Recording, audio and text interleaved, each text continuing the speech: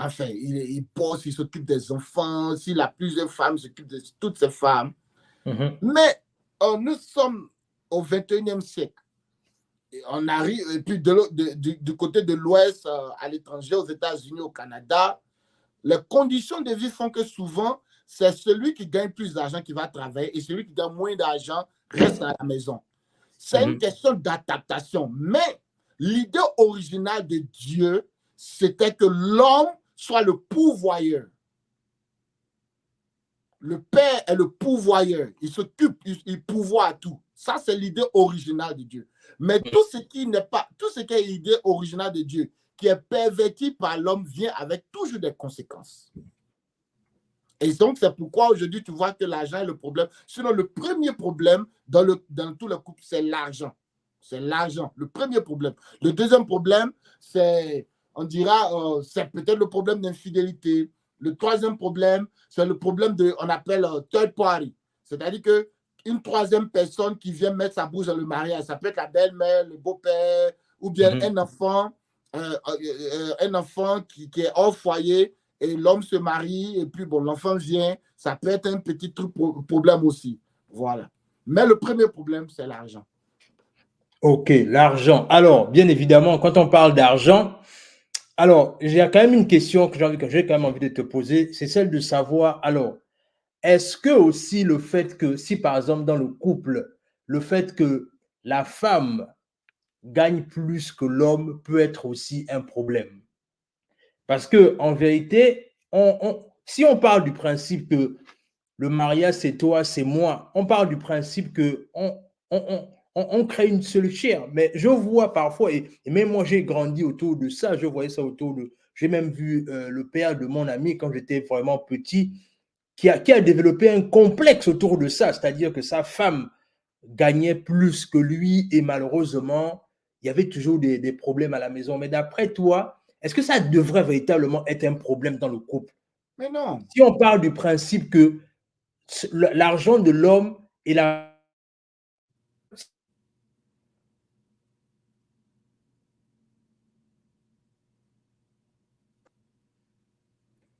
Je suis là. Ok. Je disais, est-ce que ça devrait être un problème, le fait que la femme gagne plus que l'homme? Mais non, Warren. Mais non. Écoute, là aussi, c'est un peu le manque de maturité qui fait que c'est un problème.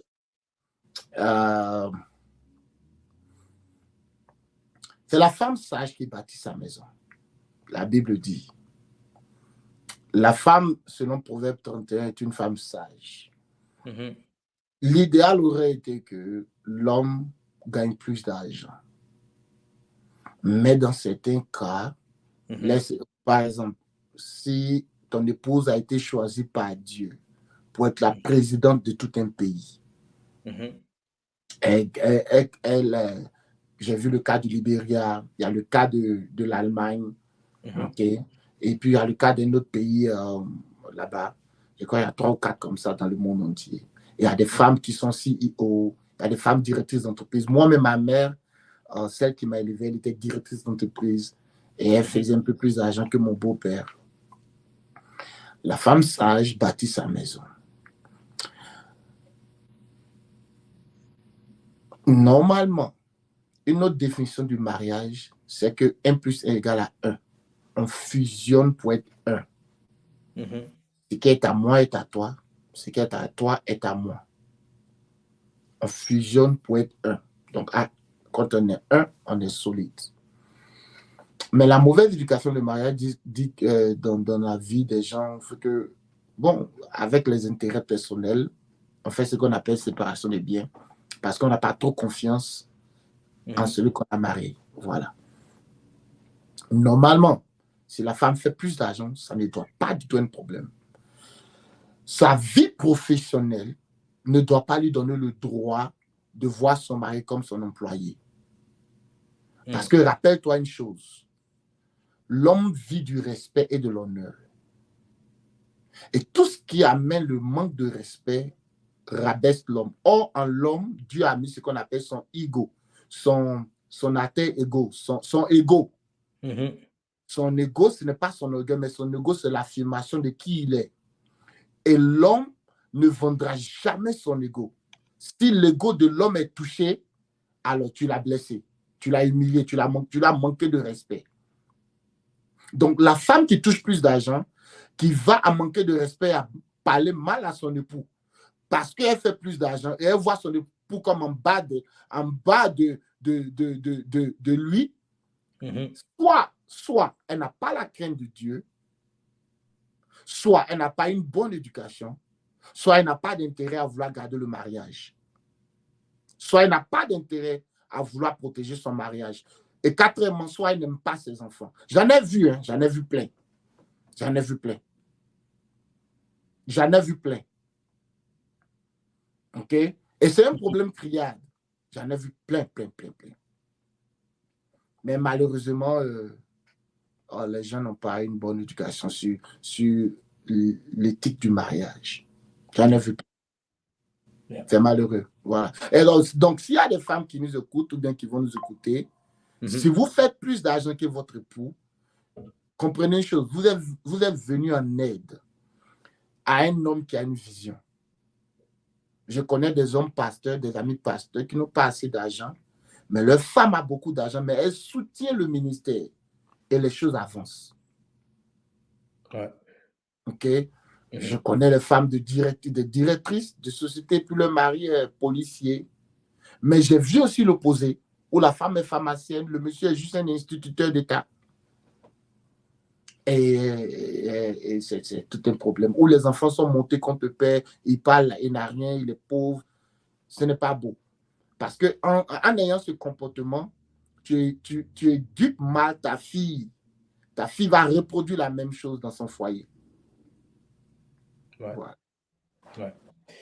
Waouh. Beaucoup de choses que vraiment aujourd'hui, tu nous enseignes ce soir. Alors, l'autre chose aussi, c'est que le constat que je fais dans la communauté, c'est que je ne sais pas comment, je vais essayer de bien illustrer ça pour que tu me comprennes mieux, c'est que au-delà du fait que les gens, il y a un grand déficit dans la communauté pour que les gens arrivent à se marier. C'est-à-dire, il y a un célibat qui ne s'explique pas dans la communauté.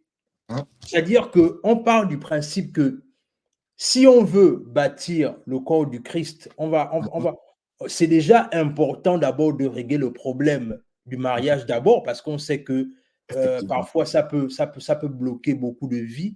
Mais dans ça aussi, on réalise que il y a un problème, il y a un manque d'organisation. Je ne sais pas si pour appeler ça manque d'organisation ou bien le fait que peut-être le frère, lui, il a une vision de la sœur, que la sœur aussi n'a pas la même vision que lui. Alors, qu'est-ce qui peut expliquer le célibat au sein de l'Église aujourd'hui?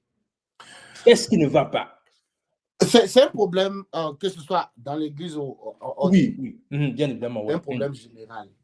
Alors, étant pasteur, le premier problème que j'observais, Warren, c'est une nouvelle tendance dans la culture, dans le développement humain, quand on appelle l'émancipation. À l'époque, nos mamans, elles restaient au foyer, nos papas étaient des combattants. Ils partaient au front, ils partaient gagner la nourriture. Donc, la maman était au foyer. Et elle s'occupait des enfants, il envoyait son salaire. Et puis bon, il y avait la paix. Souvent, il y avait des pères qui donnaient le salaire à la femme. Et puis la femme gérait. Vraiment, la maison était posée. Alors, pendant la Première Guerre mondiale, la Deuxième Guerre mondiale, jusque-là, les femmes étaient toujours au foyer. Alors, à la Deuxième Guerre mondiale, tous les hommes étaient au front. Les États-Unis se sont investis dans la guerre. Les hommes étaient enrôlés pour aller en Allemagne au front et voilà. Donc, pendant ce temps, les compagnies d'armerie qui fabriquaient les bombes, les munitions, les armes, avaient besoin de main-d'œuvre. Donc, on s'est dit qu'il fallait qu'on emploie les femmes. Et donc, les femmes ont commencé à travailler. Elles ont commencé à aller à l'école et elles ont découvert qu'elles ont du potentiel et du talent. Alors, à cette époque, il y a eu l'avènement de Rosa Parks et de l'émancipation des femmes. et de YouTube, tous ces mouvements-là qui sont arrivés. Alors, les femmes ont dit non, qu'on ne veut plus être au foyer. On ne veut plus être au foyer. Et avec la science, on a vu l'apparition des premiers professeurs, des premiers entrepreneurs, les femmes les plus riches, les femmes comme Oprah, les femmes comme, je sais pas, des femmes qui sont très riches. Alors, du fait qu'elles ont réussi à être élevées, des femmes aussi les voient comme des exemples. Nous aussi, on veut être riches. Donc, elles ont commencé à être des femmes entrepreneurs qui ne veulent plus dépendre de mari, quitter leur foyer, qui ne veulent plus dépendre de mari. Elles veulent aller à l'école. Donc, on a vu des femmes qui sont également intelligentes comme les hommes, devenues des avocates, des ministres, des entrepreneurs, etc., etc. Alors, quand tout le monde veut participer au développement économique de la société et que la femme de la maison, la force de la maison de la femme, c'est d'éduquer et de maintenir sa maison, d'éduquer ses enfants, elle quitte la maison, elle devient, elle va travailler, elle va à l'école, elle a une carrière professionnelle, elle est docteur, tout ça. Alors, de façon automatique, elle se voit comme émancipée, elle se voit comme égale à l'homme. Donc, c'est cette égalité qui cause un problème de nos jours, où la femme qui est allée à l'école veut se voir également intellectuelle à l'homme. Or, l'homme aussi ne va pas accepter cela. Donc, de nos jours, les jeunes gens qui veulent se marier, ils observent la femme, ils observent son niveau d'achievement, d'études, et du coup, ils se sentent intimidés. Ils disent, non, mais écoute, elle parle bien, elle se fait de l'argent, elle a une maison. Je ne veux pas jouer avec une femme, ou bien je ne veux pas aller marier une femme qui est financièrement émancipée, puis elle va me traiter comme un esclave. Tu me suis? Donc, le premier problème aujourd'hui, c'est que les femmes sont à coude avec les hommes sur le champ professionnel. Tu me suis? Et donc, les hommes disent, écoute, voilà, ce genre de femme qui peut parler, qui peut tenir un débat avec moi, qui est aussi intellectuelle avec moi, qui bavarde avec moi, je ne peux pas, je ne tiens pas.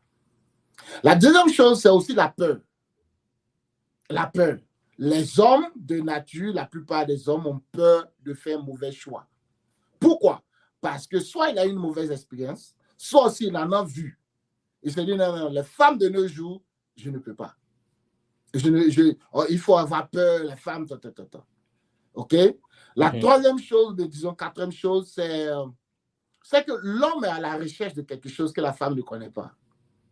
L'homme est à la recherche de la paix. Il veut être en paix. Quand il rentre à la maison, il veut être en paix. Il ne veut pas qu'on lui crie dessus, il ne veut pas qu'on lui pose des questions. Il veut être en paix, il veut être respecté. Donc, quand un homme aborde une jeune fille et qu'il commence à parler, s'il se sent à l'aise et vulnérable avec cette fille, il ira la marier.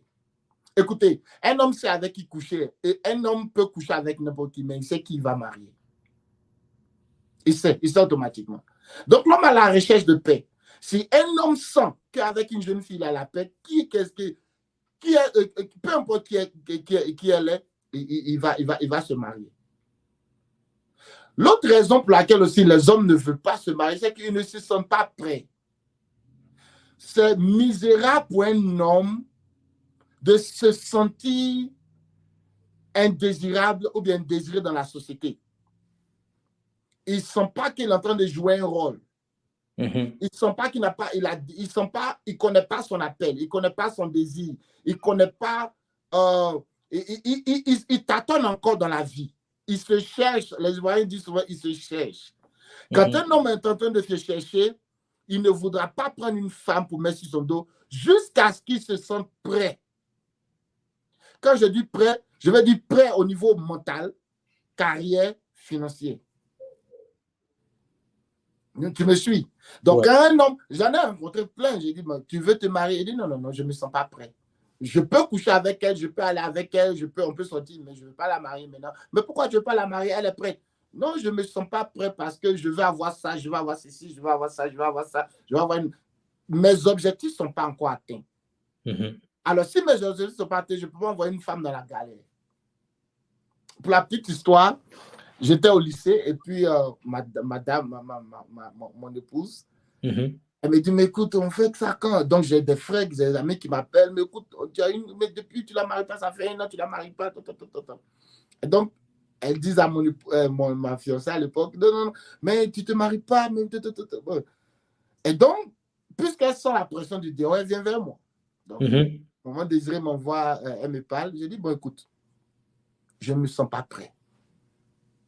Je ne me sens pas prêt. Je t'aime bien, je veux te marier, tu as les critères d'une bonne femme, mais je ne me sens pas prêt. Dans ma tête, les objectifs que je vais atteindre, je n'ai même pas encore atteint pour que tu sois à l'aise dans un foyer. Mais ça, c'est une condition. Si mes conditions ne t'arrangent pas, trouve-toi un homme. Si tu te sens prêt, trouve-toi un homme qui va te marier. Mais moi, tant que je ne suis pas prêt, comme je le sens, je n'irai pas dans ça. Parce que à quoi ça va ressembler un mariage si je fais $300 le mois? Yeah. Tu seras même me dire un jour que non, il m'a marié, mais non, on est pauvre. Je ne vends pas. Ouais. Ouais. Donc, je me suis. Donc, beaucoup de jeunes hommes ne se sentent pas prêts. Ils ont des objectifs, ils veulent acheter une maison, ils veulent finir leurs études, ils veulent avoir un certain montant dans leur saving, ils veulent acheter un certain genre de voiture, enfin, préparer tout afin que la jeune femme arrive. Et la jeune femme, si elle est sage, elle ferait mieux de l'aider à se préparer que de se presser à se marier. Voilà. Yeah, effectivement. Alors, bien évidemment, comme je disais, on est en train de sortir. J'espère que je réponds à tes questions. Hein. Tout à fait, tout à fait, tout à fait. Alors, le truc, c'est que là, on est en train de sortir progressivement de notre émission.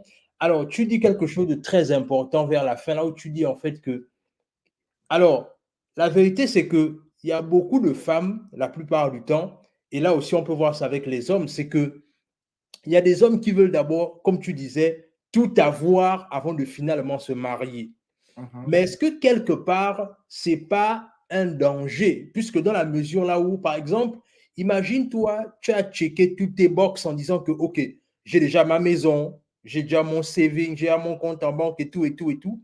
Là, je peux trouver une femme. Est-ce que quelque part, ça ne peut pas être un danger pour l'homme? Parce que l'homme va peut-être se dire dans le fond que maintenant que j'ai tout, est-ce que la femme-là, elle n'est pas simplement venue pour bénéficier de mes avoirs? Oh yeah, oh yeah, oh yeah, oh yeah. Ou encore, alors que quand je souffrais, est-ce que ce n'était pas mieux pour moi de rencontrer une femme avec laquelle j'aurais pu bâtir ces choses-là? Parce que je dis ça parce qu'en vérité, la majorité on va dire ça comme ça, les riches de ce monde-là qui ont fait leur richesse seuls, c'est-à-dire que la plupart du temps, beaucoup ne veulent pas partager leur richesse en fait. Ils ne veulent pas partager leur richesse et on se pose la question de savoir mais pourquoi? Mais alors que regarde un peu les personnes qui ont bâti leur richesse avec leur épouse. Je vais prendre par exemple, on prend l'exemple de Jeff Bezos aujourd'hui. Il s'est séparé de sa femme sans problème parce qu'il savait que sa femme a été la personne qui l'a aidé à devenir celui qu'il est devenu aujourd'hui. Donc, ce qui fait que quand on a séparé l'argent, il n'a rien dit en fait. Mais la question que je veux te poser, c'est celle de savoir, est-ce que quand un homme dit que moi, je veux d'abord atteindre mes objectifs directement et après, je peux me marier, est-ce que ce n'est pas un danger quelque part pour lui? Ok. Oh, très bonne question. Très bonne question. C'est un minimum. Il y a un minimum quand même pour l'homme. Moi, j'avais toujours dit, à l'époque quand j'étais single, j'ai toujours dit que si je deviens millionnaire, je ne me marie plus. Je ne me marierai plus. À moins que celle que je veux marier soit millionnaire. Parce que je ne veux pas te marier, puis tu vas venir dans le beurre, alors que j'ai souffert. Si on souffre ensemble et qu'on fait les millions, c'est pour nous deux. Mais si j'ai fini de travailler, bosser comme un âne, et puis j'ai les millions, puis tu viens dedans, non, non, non. Soit tu as tes millions, et puis, voilà, c'était ma pensée, mais c'était une pensée mondaine. Ce n'était pas une bonne pensée. Pourquoi? Parce que quand on est marié, c'était pour moi et pour ma femme. Ça, c'était... J'ai vu hier dans une émission de mariage où un acteur, avant de se marier, les acteurs de nos jours, avant de se marier, signent un papier, un contrat. Un contrat nuptial. Contrat nuptial pour dire, bon, quand on se marie, c'est bien, mais quand on va divorcer, si on a des enfants, je peux te donner ça, je peux te donner ça. Tout ce que j'ai eu d'abord, avant le mariage, tu n'auras rien de cela. Voilà. Ça, ce sont des choses mondaines. Le mariage, selon Dieu, c'est que pour moi et pour toi, c'est une fusion. OK? Il y a un minimum quand même que l'homme recherche. Pourquoi est-ce que les gens ne se marient pas? Je te disais, la première des choses, c'est la peur. La deuxième des choses, c'est l'émancipation des femmes, cette histoire d'émancipation. La troisième des choses, c'est aussi les expériences passées, mais aussi l'homme aussi recherche un minimum d'établissement. OK? Quand je dis minimum d'établissement, la première des choses, c'est de savoir qu'est-ce qu'il veut faire de sa vie.